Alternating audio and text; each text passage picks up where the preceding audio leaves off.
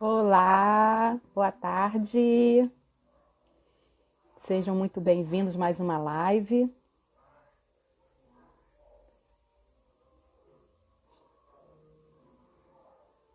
Isabela, aguardando a Isabela chegar. Oi, Olá, tudo bom? tudo bem? Tudo bem, gente? Diretamente de Portugal, Diretamente de Isabela, Portugal. mas 8 horas da continua com noite aqui. sotaque de Portugal. É. Continua com o sotaque do Interior, né? Para não esquecer as raízes. Exatamente. Boa tarde, gente. Eu sou a Rosângela, sou pesquisadora do LEPED. Estou aqui para mais uma live. Dessa vez é uma live internacional com a Isabela, que também faz parte do laboratório, e Isso. ela vai falar um pouquinho da vivência dela. Sejam muito bem-vindos e bem-vindas para mais essa. Não vai ser uma palestra, vai ser um bate-papo, uma conversa, um Isso momento mesmo. de formação, não é? Isso mesmo. Isso mesmo. Isabela, fala um pouquinho de você. Então vamos lá, gente. Olá, boa tarde para vocês. Como a Rosângela falou, eu sou a Isabela. Eu moro atualmente em Portugal, pertinho de Lisboa. Aqui são 8 horas da noite, temos aí 4 horas de diferença. Eu sou do LEPED. Eu já estive presente fisicamente no LEPED. Hoje eu estou presente pelo LEPED através das redes sociais, aí, das mídias, porque é isso que tem nos conectado e isso é muito bom, né? Poder continuar pesquisando e estudando mesmo fora do Brasil e conversando aí com os meus pares. Eu sou formada em Educação Física, licenciatura, pela Federal Rural do Rio de Janeiro, onde eu também fiz meu mestrado pelo PPG-EDUC, que foi o programa de pós-graduação e na linha de pesquisas educacionais. Inclusive, fui parceira da Rosângela Parceiras, isso. no biênio 2016 a 2018, orientando as do professor Alain. Defendi a minha dissertação no ano de 2018 e eu confesso para vocês que foi tudo muito novo para mim. Eu nunca tinha trabalhado nessa questão da educação inclusiva. Minha pesquisa nem era para essa área inicialmente, depois tudo mudou e eu acabei vindo parar aqui no LEPED, me descobri professora apaixonada principalmente pela educação especial, né? Mas o que eu Que vou bom. trazer hoje para vocês vai ser um pouco vou compartilhar um pouco sobre a minha pesquisa, como foi, e também ampliar um pouco aí o conceito da inclusão, que foi algo que aconteceu comigo, que foi muito novo. Foi quando, na entrevista para o mestrado, eu apresentei um trabalho, uma proposta com alunos que eram de assentamentos sem terra, né? Rurais. Uhum. E o Alan falou assim para mim: Ah, então você vai trabalhar a inclusão. Eu falei: Não, eles não têm deficiência. E aí ele falou: Mas inclusão não é só as pessoas com deficiência, né? Eu acho que é importante a gente já pontuar isso para entender o trabalho, porque aqui a gente vai tratar nesse momento a inclusão como um momento onde nós incluímos todos, em suas Uhum. particularidades, em suas necessidades, todos aqueles que precisam de algum aporte, não só a pessoa com deficiência, mas todos aqueles que estão excluídos, principalmente nesse caso, no ambiente educacional, né? Todos aqueles que vão apresentar alguma demanda. Então, ali eu entendi que a inclusão ia muito mais do que eu pensava. Então, assim, Com eu vou trazer um certeza. pouco para vocês do que eu aprendi, tenho aprendido nas leituras, com o pessoal do laboratório e com essa minha Isso. amiga Rosângela, que tem muitos anos de caminhada, né, como Há muitos anos. professora, porque eu me formei na graduação em 2015 e entrei no mestrado em 2016. Então, eu ainda estou caminhando. A É, Rosângela já caminhou muito, né, já é uma Rosângela? caminhada longa, bem longa. Estamos Pronto, aqui nessa luta aqui por uma inclusão de fato de direito, né, Bela? é isso mesmo. E ainda mais aqui no Brasil, a gente sabe a discrepância que é entre Brasil e Portugal, assim, o Brasil em relação a outros países. E nós estamos caminhando para isso. A nossa luta no laboratório, com a ajuda do nosso querido professor Alain Damasceno, ele que é uma pessoa assim, que a gente tem profunda gratidão por ele, por tudo que a gente passou, né, Bela? Passamos poucas e boas na nossa caminhada e estamos aqui nessa luta aí por uma educação inclusiva de qualidade. É isso mesmo. Não é? E eu acho que é importante a gente até pensar que todos vocês que estão vendo essa live, a gente que está aqui conversando, é entender essa live até como um movimento contra-hegemônico mesmo. Com né? certeza, Nós com estamos fazendo certeza. educação no momento onde parece que está tudo parado, um desmantelamento da educação no Brasil, um desmantelamento na saúde, um desmantelamento em N áreas, onde, de Com certeza. fato, isso é um movimento contra-hegemônico. Fazer educação nesse momento, conversar sobre educação, conversar em inclusão, eu acho que de fato é pertinente para tudo que a questão no Brasil, o Brasil tem vivido, né? E principalmente aqui de fora, nós vemos isso com olhos que os europeus veem, enfim, é diferente. Então é importante esse momento. É então, uma outra visão. Com vocês, posso falar, Rô? Então, Pode, eu só queria acrescentar que esse momento que a gente está vivendo, até esse momento agora, dessa formação que a gente está fazendo, que a gente vai falar de culturas, políticas e práticas, que a gente vai colocar como aporte aí a sua dissertação, reforçar isso, que é um momento de formação, um momento da gente compartilhar nossas angústias, nossos sentimentos. Então, a gente também está deixando aberto o canal para que vocês possam compartilhar com a gente as suas angústias, questionamentos que vocês queiram fazer. A Isabela está só um pouquinho longe da gente, mas ela pode falar um pouquinho para a gente também da sua vivência e do que ela percebe aí em Portugal, a diferença, o que está se vivendo nesse momento de pandemia, tanto aí, e a gente aqui com as nossas questões diversas e preocupantes que nós estamos vivendo aqui no Brasil, não é? Pois é. Mas bem desgastante. Mas eu queria que você falasse um pouquinho para a gente sobre a sua pesquisa, que foi lá no OERJ, que foi no Observatório de Educação Especial do Rio de Janeiro. E eu queria que você falasse um pouquinho sobre a sua pesquisa, o que você pôde constatar com isso tudo. Então, vamos lá. Na semana passada, para quem está acompanhando hoje aqui, na semana passada a Rosângela e o Alan falaram sobre formação de professores e professores em formação. E eu acho que é legal o gancho, porque a minha pesquisa foi sobre a formação de professores para a inclusão em educação, né? Para entender quem são esses professores que estão ali no dia a dia da escola para vivenciar a inclusão. Então, o Alan falou um pouquinho na semana passada e eu vou trazer assim rapidamente para pincelar para vocês entenderem mais ou menos como isso aconteceu. Nós trabalhávamos no Rio de Janeiro no Observatório Estadual de Educação Especial, que era vinculado ao Observatório Nacional. E no ano de 2015 foi feito um projeto macro e depois os observatórios estaduais foram trabalhando de acordo com as demandas nos estados, né? E foi oferecido um curso com os professores inicialmente, era um trabalho sobre as salas de recursos multifuncionais.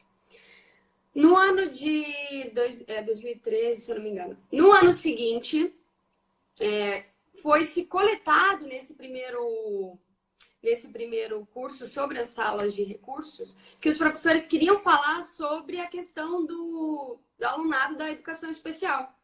Então, teve um curso para professores das salas de recurso, para professores com alunos incluídos, enfim, professores de salas só para alunos com deficiência, enfim.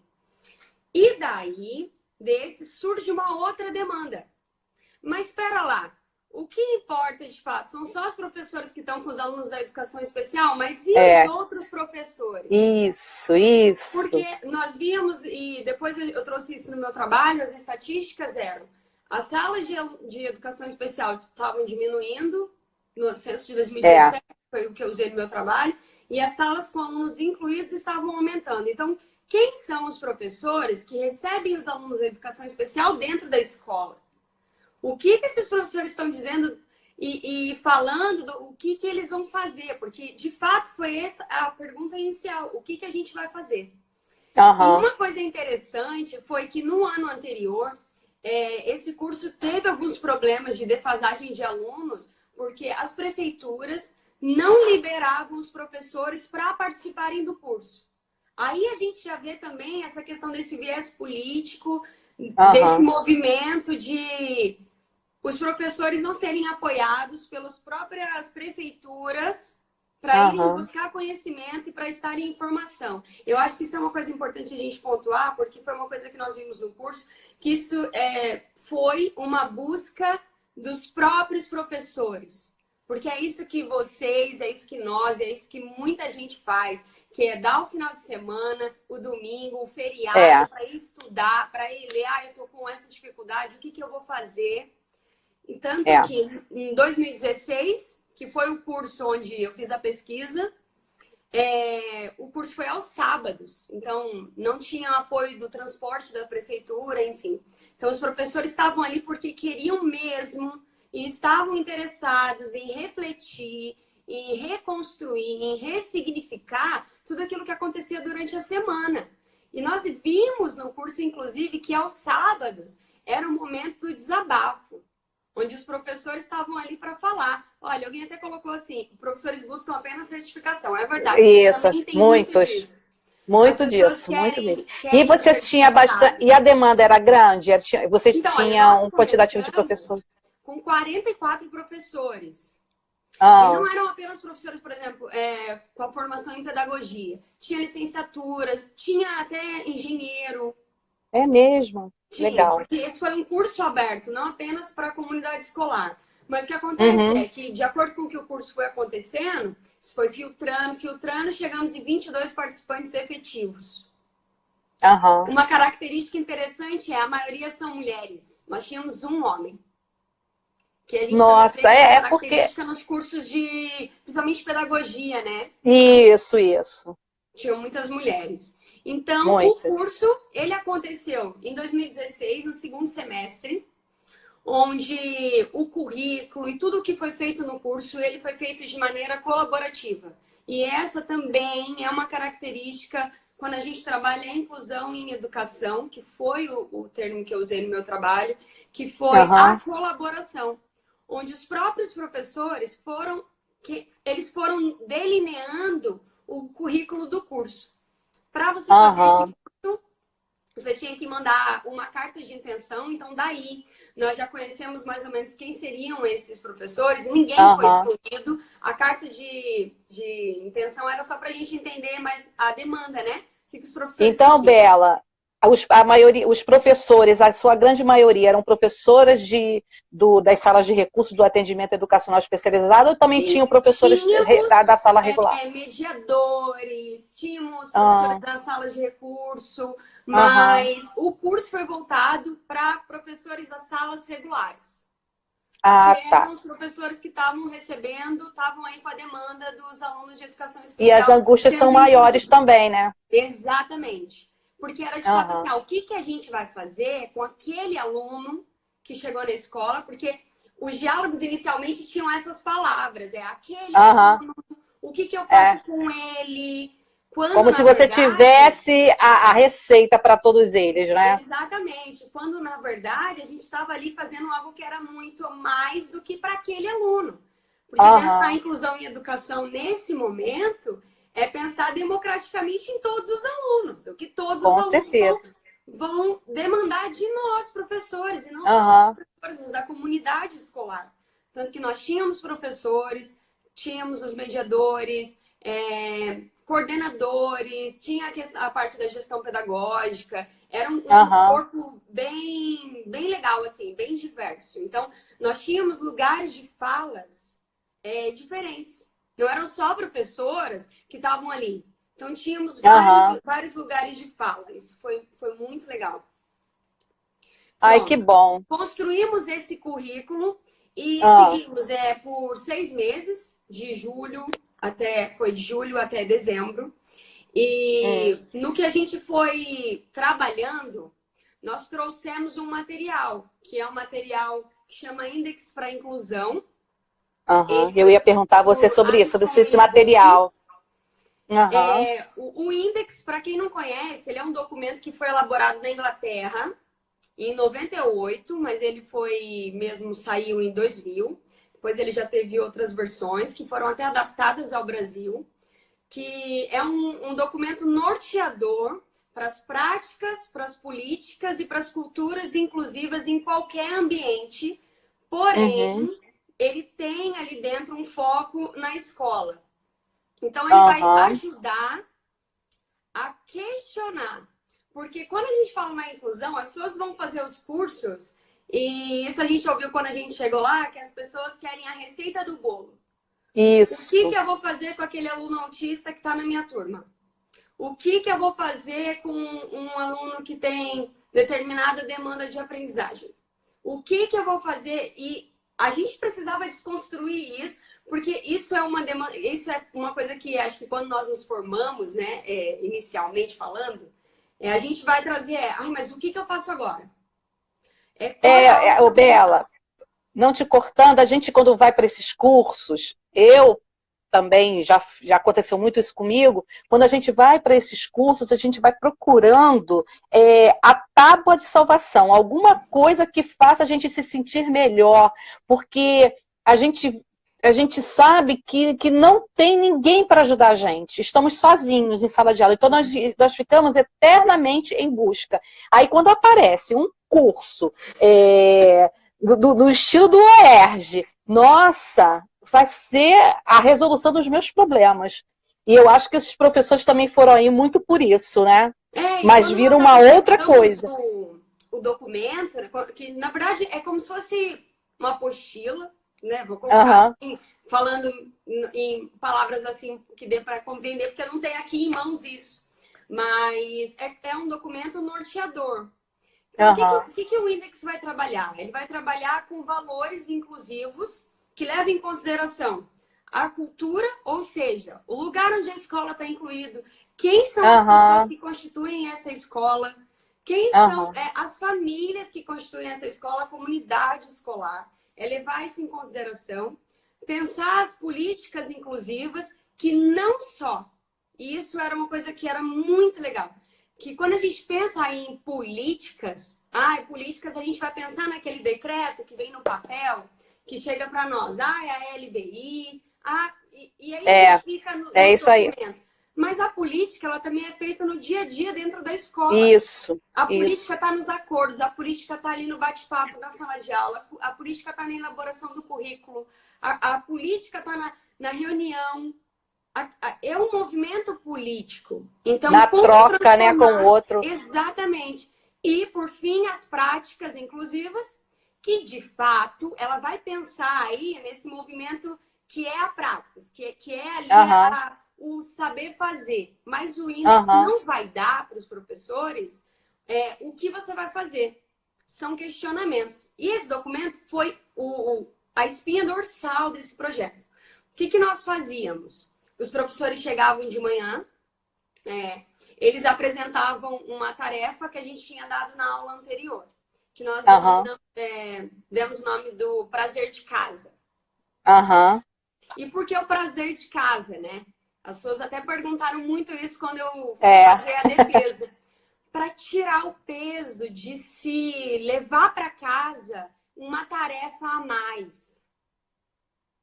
Porque é isso que a gente estava falando. O professor leva para casa já o planejamento, leva para casa os questionamentos, leva para casa a correção das atividades, dorme pensando. E ainda tem atividade do curso, não é? Tem atividade. Vou fazer tarefa. Eu achei que eu ia pegar um certificado.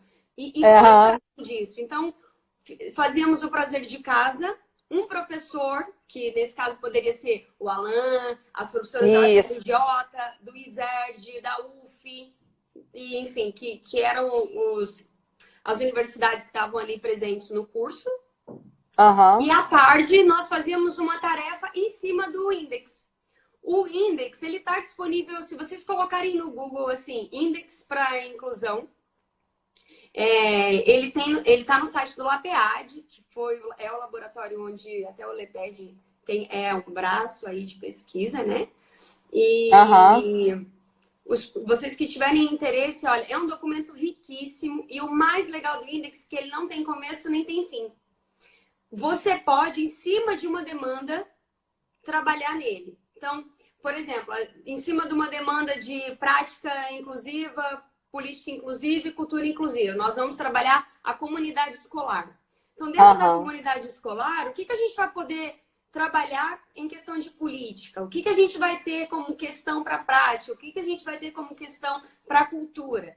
E esses foram os braços que nos ajudaram aqui, no caso eu e meu orientador, a construírem a dissertação, que de fato foi um trabalho riquíssimo de 2 longos anos. Riquíssimo.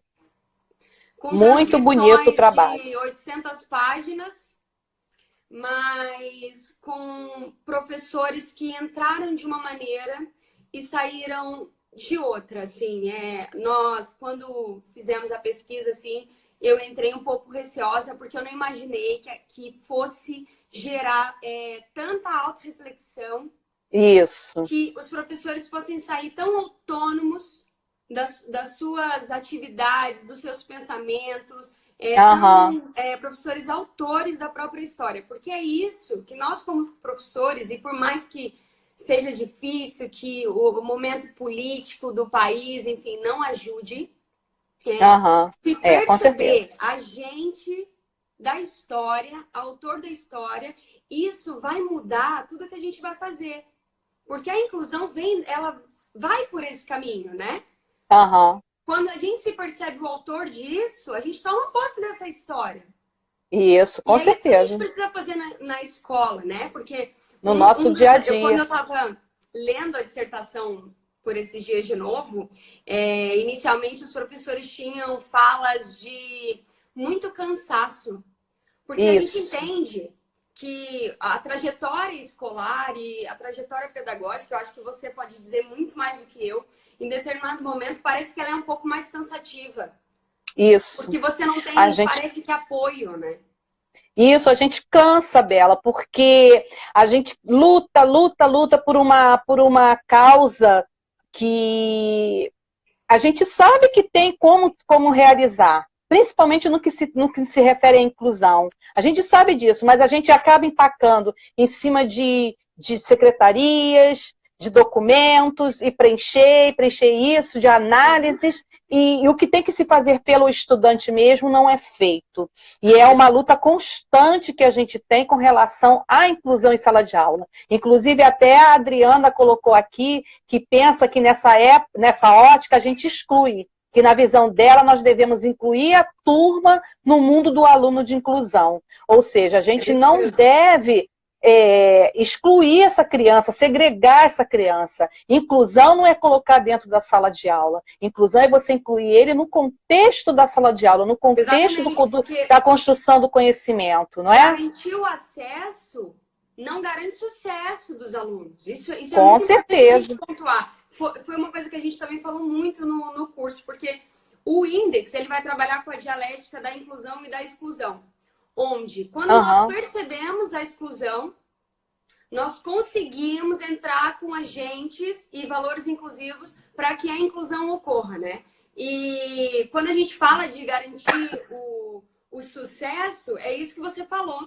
Porque por mais que as políticas, de alguma maneira, né, os números foram mostrando e o censo foi mostrando que ela garantiu que os alunos entrassem na escola e vão para salas regulares para estarem incluídos, eles estão incluídos ou eles estão lá colocados? Pois é. Aí ficam à parte da sala de aula, dá um joguinho para ele, coloca um mediador na sala de aula para ficar com ele. Mediador. Pois é, aí quem aparece para aquele aluno? Quem é a figura que esse aluno vai ter como referência? O mediador, porque o professor, ele vai dar aula, vai trabalhar com os outros alunos e essa criança vai ficar excluída dentro de uma sala de aula porque está com o mediador. O mediador, ele está ali para te ajudar. Ele não está ali para trabalhar para você. E outra, é importante se entender que O aluno, ele é da escola. O aluno não é da mediadora, o aluno não é da professora, o aluno não é da sala de recursos, o aluno é da escola. É da escola. A comunidade escolar tem uma responsabilidade com isso, a prefeitura tem uma responsabilidade com isso, a merendeira tem uma responsabilidade com isso, Isso, o com porteiro certeza. tem uma responsabilidade com isso. Não é? Todas essas falas que hoje eu falo, eu vou dizer a vocês que foi porque eu aprendi isso, porque eu sou muito nova, eu me formei com 22 anos, eu não tive essa vivência, e eu pude ver nesses professores o olhar do desespero e a fala e a necessidade de um lugar para que pudesse, de fato, falar sobre isso, né? O aluno é da escola, o aluno tem que ser da escola, o aluno está lá, não pode ser colocado dentro da sala de aula. Com certeza, é uma angústia.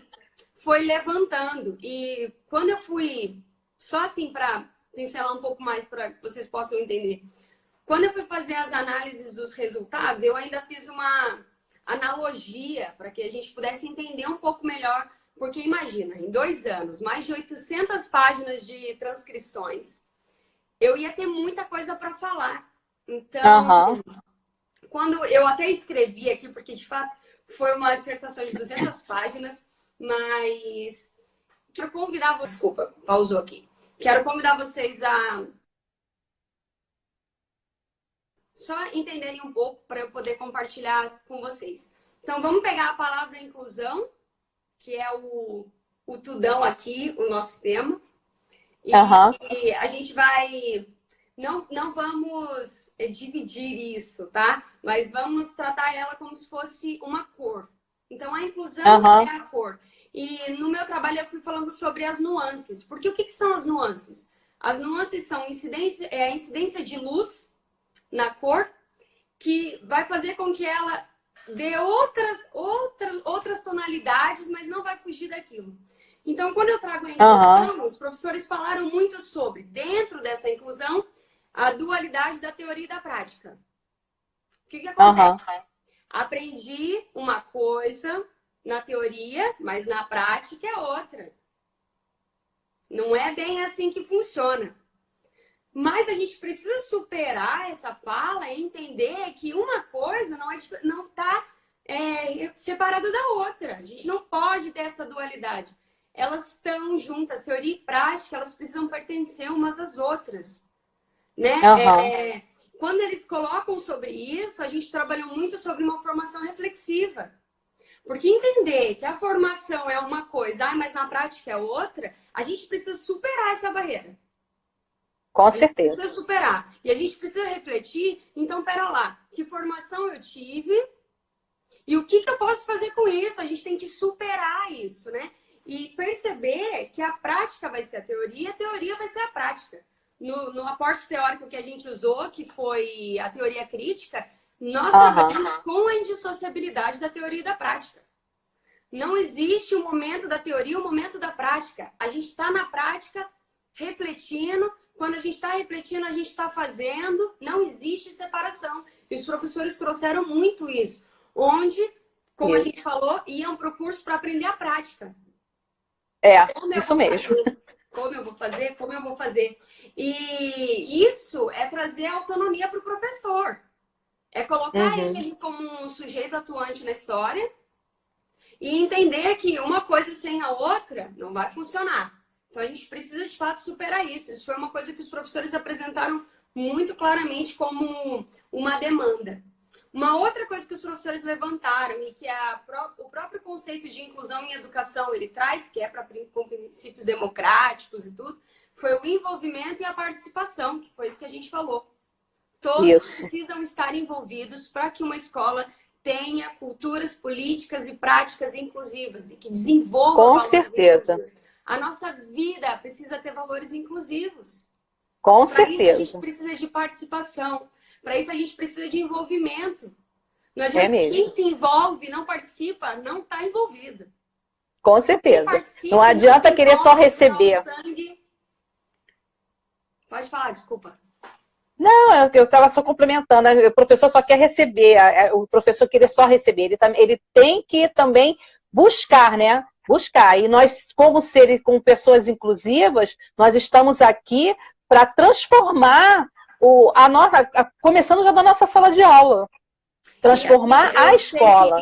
Parece fácil, né? Você fala assim, você está falando tudo isso como se fosse fácil. A gente sabe na fala. A gente sabe que é muito difícil. É que quando a gente se percebe atuante disso, a gente precisa de fato ser atuante disso. Sabe? Isso. Isso está na nossa mão. Porque é o que a gente estava falando. Se é um movimento contra-hegemônico que a gente está fazendo aqui, a gente tem que fazer isso todos os dias. Isso, com certeza. Incluir não pode ser cansativo, não pode ser, mas cansa, imagina, eu vou ter que planejar uma coisa diferenciada. A gente vê vários diferenciar. Na internet, né? Por exemplo, eu vou falar educação física porque é minha área de atuação. Na festa junina da escola, as crianças dançando e aquele professor com aquele aluno. É muito bacana. Mas a gente precisa repensar se foi só para aquele momento da dança ou como é que foram todos os outros dias. Como é que tem sido esse cotidiano, né? E uma coisa que o Index traz é que as ações colaborativas, elas tratam princípios democráticos, onde todos participam, todos fazem, todos são importantes. A família é importante. Esse foi um terceiro ponto que os professores, os participantes trouxeram, que era as barreiras de aprendizagem. Os professores apresentaram muito às famílias. E se tem algum professor aí e quiser também colaborar aí com a fala, escrevam para nós, que eu vou falar e depois eu tenho. O Marcos está falando aqui que o acesso e sucesso têm significados diferentes, não é? Tem significados diferentes, porque garantir uma coisa não garante a outra. As políticas, de alguma maneira, têm ajudado e têm proporcionado isso, mas o dia a dia da escola, só quem está na escola é que sabe, né, Rô? Isso aí. A Alê também fala que em São Paulo, ao menos nas escolas da região que ela trabalha, só há professores auxiliares. São aqueles professores que ajudam o professor na sala de aula. Mas aquele agente de apoio à inclusão, eu acredito que eles não tenham lá na região dela. Foi o que eu entendi. Mas também não são em todos os lugares, não, Alê. Fica tranquila. Fica tranquila quanto a isso. A Nelly colocou aqui, como é a relação de inclusão professor da sala regular e o AE? Acho que a Rô pode falar isso melhor, mas eu lembro em uma das reuniões, os professores colocarem como o mediador, por exemplo, né? Eu vou falar do mediador porque era quem eles citaram. Tinha medo do professor por respeitar a hierarquia. Ou seja, ainda tinha essa questão de tensão, esse ambiente de tensão dentro da própria sala de aula.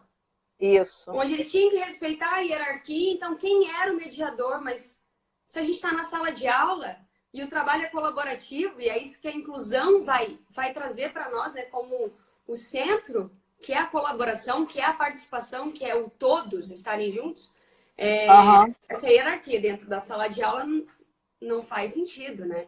Eu nem posso falar do erro, Não, Isabela, esse questionamento do quanto a AE, até na semana passada, no outro encontro que a gente teve, eu com o Alain, eu falei sobre esse AE.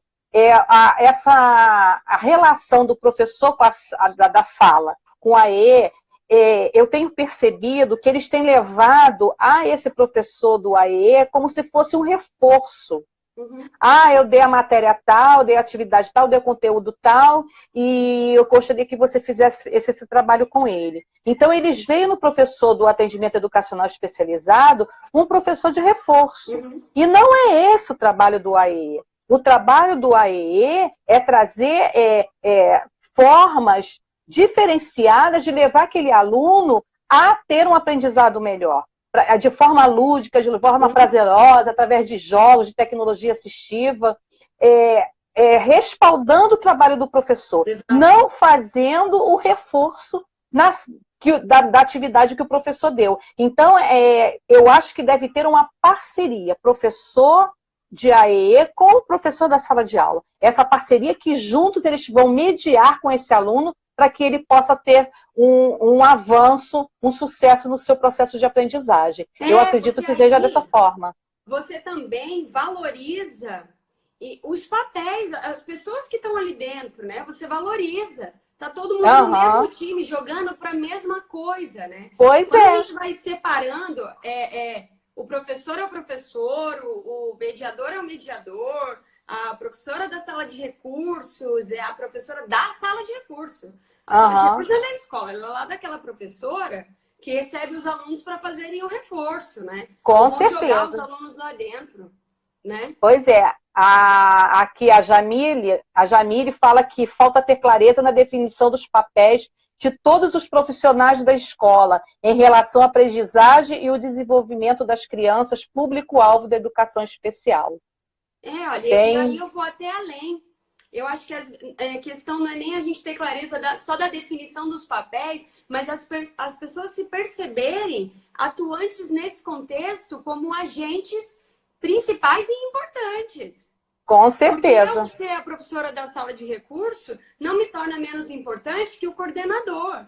Com certeza. Sabe? Todos têm ali dentro o seu valor. E onde o agente motivador de tudo isso são os alunos. Com certeza. Todos nós somos os agentes da inclusão, não é?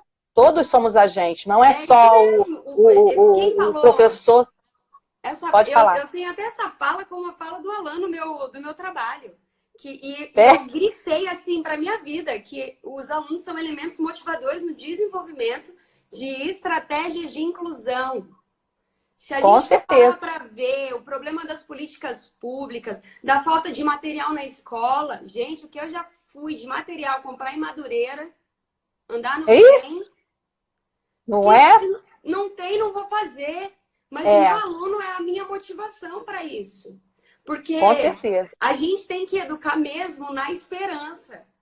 Porque se a gente se agarrar em condições econômicas, políticas, a gente vai ficando para trás e aí vai acabando a paixão do ensinar, né? Pois claro não romantizar, porque a gente não pode romantizar, a gente tem que lutar, mas isso é questão de refletir. Com certeza. É se revisitar todos os dias nessas práticas e na teoria, né? E o que eu vou fazer hoje diferente, o que eu vou fazer hoje de novo, onde eu preciso atuar, quem eu vou trazer comigo, né? E a gente não precisa de muito, né, Isabela? Porque você participou, nós fomos avaliadoras de das mostras pedagógicas que a Alan sempre faz todos os anos, lá no Instituto de Educação da Rural. E nessas mostras pedagógicas, os graduandos de pedagogia, eles fazem materiais através de sucatas, fazendo trabalho de tecnologia assistiva para trabalhar com esses estudantes público-alvo da educação especial. Ou seja, a gente não precisa de muito para buscar estratégias para trabalhar com esses alunos na nossa sala de aula, não é? E aqui então, a gente traz a educação especial, porque de fato esse é um ponto que toca principalmente para mim, para a Rosângela, que é algo que a gente trabalha. Mas pensando na educação inclusiva como um todo, né, na inclusão em educação, é de fato usar todos os recursos que a gente pode para conseguir com que todos se sintam participantes, importantes e incluídos dentro do processo educacional. Para além do que a gente vai ter de material, para além do que a gente vai ter de recurso pedagógico, para além de tá chovendo na quadra ou não. Enfim, superar. Porque buscar estratégias. Ela vem para isso, ela vem para despertar uma superação. Né? A gente não fica pautado só ali, no incluir, mas a questão da inclusão em educação, ela vem para a gente parar para pensar, de fato, a questão da democracia. Ouvir a todos como agentes importantes e principais na história da inclusão. Com certeza. Incluir na escola, para incluir no trabalho, para incluir na nossa vida social. Porque a inclusão está para tudo, né? Em qualquer área da nossa vida. E isso é lutar contra as exclusões. E entender a inclusão, de fato, entender a exclusão, sabe? Eu vou até um pouco para fora disso. Desde que eu vim morar aqui, Ah, em já tem Portugal, quanto assim. tempo, Isabela, que você Faz está em 2 anos Portugal? que eu vim morar aqui. Eu não Ah, atuo hoje na área educacional. ah, Eu estou só na pesquisa por enquanto, porque a intenção é fazer o doutorado para cá. Então, tenho aí ah, estudado e procurado também entender um pouco sobre esse mundo da educação especial aqui, das pessoas com deficiência, num outro país, né? aham, E é engraçado, porque eu vou falar assim, porque é mesmo diferente, né? Nós somos um povo de um país tropical, a gente é bem quente, a gente é bem isso, aham, caloroso, né? é, E eu lembro que eu tenho aqui na cidade onde eu moro, eu tenho aqui porque é uma cidade que não é muito grande, Portugal não é muito grande. Mas é um senhor e uma senhora, eles são deficientes visuais. E eu trabalho de transportes públicos, então eu estou sempre indo aos transportes e tudo. Tem uma questão de acessibilidade bacana, muito mesmo. Assim, eu pude também viajar por alguns países aqui e tem uma questão de acessibilidade bem legal. Isso eu aham, posso confirmar, mas nessa estação que é aqui na minha casa, o elevador não estava funcionando. E hum, já foram mais ou menos, olha, umas 6 vezes, onde eu fui a nossa, única pessoa a ajudar esse senhor e essa senhora. E a outro dia eu estava parando para pensar assim, será que isso, eu até pensei, é de uma cultura e será que isso pode é ser, de uma política? Será que isso é porque eu estudei inclusão ou não? Mas eu consegui assim ir elaborando na minha cabeça nesse dia o fato de que quando eu parei para pensar nisso tudo, eu fui ah, reelaborando coisas em mim. Porque a gente aham, vai trazer a inclusão dentro da escola para a nossa vida.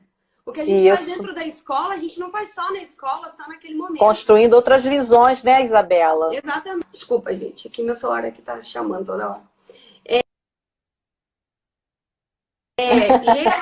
Não separar o papel do professor com o nosso papel de sociedade, de ser humano. Aham, É trazer junto, sabe? É trazer perto. É procurar ver com outros olhos aquilo que a gente vive e passar a questionar, sabe? Eu lembro que ai, nesse muito dia eu legal, fiquei mesmo muito incomodada, como as pessoas aham, passavam ao lado e ninguém estava vendo. Então, será que a gente tem dissociado também? Acho que a gente para pensar o profissional que nós somos e a pessoa que nós somos. Nós temos que ser uma coisa é, só, é indissociável, sabe? Aqui eu não vejo muitas pessoas com, por exemplo, síndrome de Down, com deficiência na rua, no trabalho. Isso eu não vejo muito mas aqui. você acha que não vê por quê? Não posso dar certezas, Rosângela, sobre isso, porque eu não sei. Ando lendo algumas coisas que são, enfim, permitem aqui ou não, até questão de aborto, enfim, coisas assim. Aham, Então, tenho buscado um pouco mais sobre isso, mas de fato é uma coisa que não vejo muito aqui.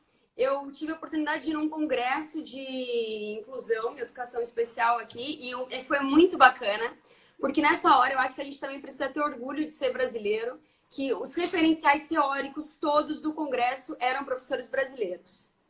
isso mesmo. Ou seja, nós temos no nosso país referenciais Uma teóricos referência. incríveis, Aham. de pessoas que estão ali mesmo no lugar de fala e que a gente pode mesmo assim, olha, se orgulhar. Eu lembro que eu estava no congresso e eu Isso é falava, muito bom pra nossa, gente nesse momento, né, Isabela? Muito bom. exatamente assim. Por mais que, não sei, vocês que estão aí vejam o cenário, parece difícil, olha, se orgulhem, porque isso também tem muito a ver com vocês, professores, que não desistem, que estão todos os dias na escola fazendo o que é possível dentro da formação que a gente tem inicial, que tem dificuldade sim. A gente tem que problematizar? Tem que problematizar. Olha, tem um Com estudo certeza. de uma colega também do LEPED, a Andressa, que ela fez sobre o currículo dos cursos de, se eu não me engano, é pedagogia do Rio de Janeiro. E que ela viu diferenças entre disciplinas, onde em uma era educação inclusiva, em outra era educação especial, uma coisa era a mesma que a outra, A gente Aham, precisa problematizar essas coisas, precisa, mas a gente precisa superar essas coisas. E eu com digo para certeza. vocês, sintam orgulho, porque a questão da educação especial e os referenciais são muito pontuados aqui fora. Eu lembro que quando eu falei com uma professora que eu tinha feito um mestrado no Brasil, e falei a minha área e tudo, ela, e você veio fazer o doutorado aqui? Por que não ficasse no Brasil? É assim, eles têm um olhar Mas assim, muito carinhoso pelo Brasil com relação à educação. Aí, principalmente pela educação inclusiva. Eu fui um congresso aí em Portugal, vai fazer 4 anos agora, e eu percebi muito isso, o carinho que eles têm pelo Brasil, as referências que eles têm do Brasil, ou seja, nós estamos assim à frente nas questões de pesquisa, né? Olha aqui, a gente já está amiga, findando já a nossa live. desculpa, É gente, eu como adoro tá. falar, meu Deus. Olha só, a Andresa fala que parceria é uma palavra-chave entre todos os envolvidos. A Edjan fala que o trabalho colaborativo ainda precisa ser entendido. Com certeza, né, Edjan? Com certeza precisa ser entendido, porque as pessoas ainda não entendem o que é a colaboração, colaborar com o outro. Se eu tenho um aluno na sala de aula, esse aluno é seu, não é da escola, não é de ninguém, é meu. Olha, seu aluno chegou. Eu já ouvi muito isso. Seu aluno chegou. O aluno não é meu, o aluno é de todos, é nosso aluno, né? A Exato. Elisângela também coloca. Outra coisa que percebo é que aquele sentimento de que o professor da sala de recurso é o menor ou coitado. Isso eu vejo na minha escola. Olha, eu particularmente eu não percebo isso nos professores que eu tenho na escola que eu trabalho. Eu trabalho, inclusive, uma está até aqui na live, que é a Eumária, e assim, a gente tem ela e a Cristiane com alta conta na escola, porque elas são parceiras, elas ajudam muito a gente no que a gente precisar, no que a gente puder, e eu não tenho eu particularmente, eu não tenho esse sentimento de menor ou de coitada. Eu tenho um sentimento assim muito latente por elas. Mas olha, isso prova que vocês de alguma maneira criaram ali um ambiente onde existe uma cultura inclusiva, né? Onde as pessoas Aham, se percebem todas importantes naquele processo, né? aham. Onde um não é melhor que o outro, é aquilo que a gente falou. E isso é o que a gente vai trabalhando dentro da inclusão e educação, quando assim a abordagem acaba sendo mais ampla, de fato. Com certeza. Olha Bela, a isso gente aqui já que está legal, olha, acabando. deixa eu ler esse Fala. último aqui. Todos dentro da escola devem ser agentes da inclusão, como sensibilidade a todos dentro de uma instituição para que torne realmente inclusiva. Precisamos Viu ser que seres legal? inclusivos em tudo, nas nossas É, relações cotidianas, no nosso trabalho, em tudo é. mesmo. A Nelly fala aqui também que é muito bom saber que somos referências teóricas no que diz respeito à educação especial. A Andresa fala, desistir nunca. Com certeza, Andresa, nunca desistir. A Adriana também fala, acredito que a pandemia vai deixar novos aprendizados e valorização profissional, nem de unir a família. Com certeza. E eu tenho me preocupado muito com os estudantes público-alvo da educação especial nesse tempo de educação à distância, né, Bela? Uhum. Importante. Porque como que vai fazer esse trabalho? Como que a gente vai se preocupar em fazer esse trabalho para esses estudantes? Para nós, professores, já está sendo tão difícil a gente construir aulas online para esses alunos que não é da nossa. A gente não está acostumado com isso. A gente Uhum. não tem essa vivência de educação à distância. E a gente tem que fazer isso. Imagina para uma pessoa com deficiência. Imagina para uma criança pequena, um pequenininho de educação infantil. E, assim, é muito preocupante. Então, a gente tem que ter um olhar diferenciado. Até que ponto esse ensino à distância vai prejudicar o meu estudante público-alvo da educação especial? E a gente tem que repensar muito isso mesmo, né? É isso mesmo. É isso mesmo, olha. Só queria deixar assim uma coisa, acho que para finalizar, apesar de ter falado muito e falado de tudo, eu estou aqui com a Aham. tese, estou aqui com vários apontamentos que eu fiz, porque acho que quando a Não dá gente gosta tempo. disso e começa a falar sobre isso, gente, A gente. o negócio vai Isso. transbordando assim, olha. Eu peço Vai. desculpa. Seria a live para 2 horas, né, Isabela? Eu nem sei se vocês entenderam tudo que eu falei, ou se eu falei... Ah, a Raquel Damasceno. Só um minutinho, Raquel Damasceno, é sua mãe? Minha mãe, oi mãe! A educação precisa de pessoas como vocês, que tenham essa paixão pelo que fazem. Parabéns, sua mãe. É isso mesmo, olha, é o que a gente diz de não romantizar, mas é fôlego. E quem é professor tem fôlego, olha.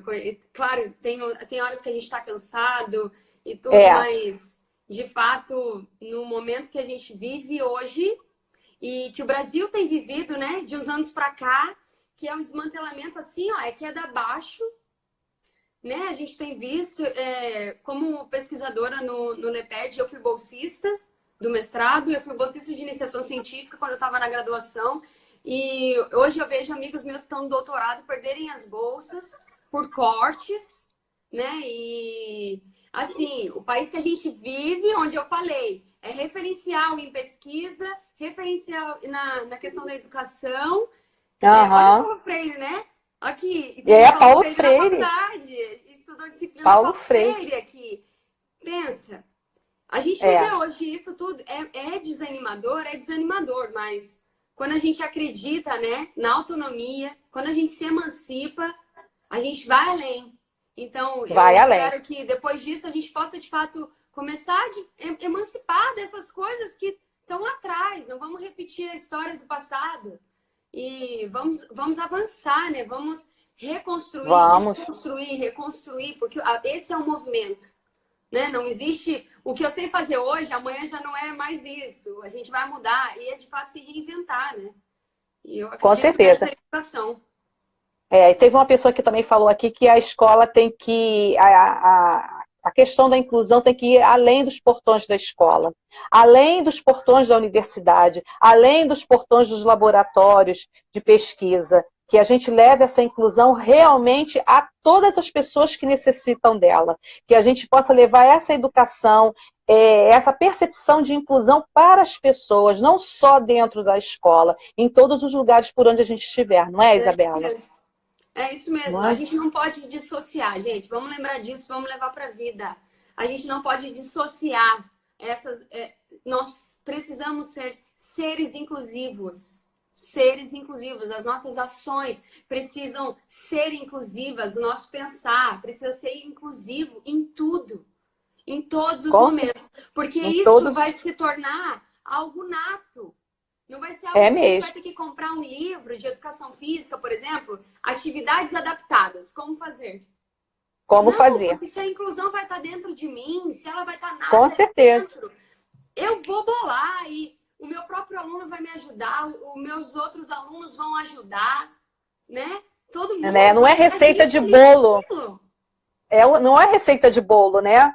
Nós temos formações, mas a formação é somente o início de tudo aquilo que você vai trabalhar com o seu estudante. De que forma que você vai fazer essa inclusão? Um estudante não é igual ao outro. Então, se eu tiver aquela receita de bolo, eu vou fazer aquela receita de bolo com todo mundo? Não, cada um tem a sua especificidade, né, Isabela? E aquele negócio... Pode concluir. Não, é aquele negócio, a gente faz a base. Agora, a construção do trabalho da inclusão é feito por todos nós.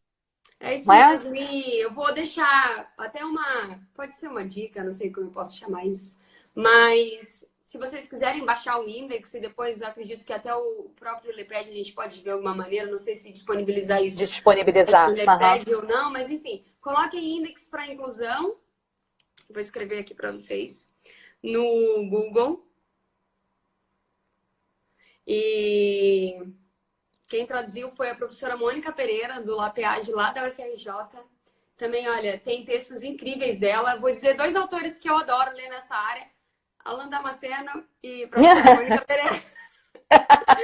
Mas o Index, né, uma das propostas que a gente fez lá no trabalho, na pesquisa, foi que...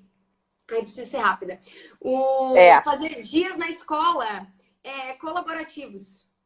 Então, o Index vai ajudar a nortear isso. fazer o dia do livro, onde a família participa, onde todos os alunos participam, onde a professora participa, a coordenação, a merendeira, o porteiro, e tem aí umas questões para poderem nortear isso, e é muito legal. Então, se quiserem, olha, depois procurem. E o nosso texto também, a dissertação, está no site do LEPED. Vocês podem, se quiserem ler, podem me mandar uma mensagem. E é isso.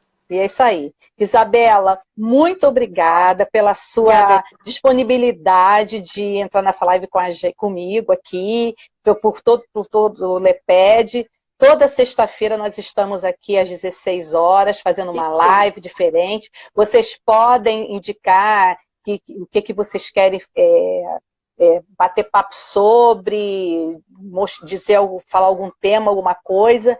E sempre que possível, Isabela estará conosco. Não é, Isabela? Sim, olha. Aproveitem, gente, foi o que eu falei. Isso é um movimento contra-hegemônico. Fazer isso no momento de desmantelamento, é mostrar que nós acreditamos, Desbarbarizar para emancipar. Estar atento e forte. Não é? Desbarbarizar para emancipar sempre. É isso mesmo. É assim que a gente vence a barbárie. Mesmo em tempos difíceis, em tempos de escuridão, a gente está aqui fazendo educação da maneira que a gente pode. Muito obrigada, Isabela. Muito bom mesmo as suas contribuições. Muito, muito obrigada. Um beijo. Gente, muito obrigada. Tchau, até a próxima. Tchau.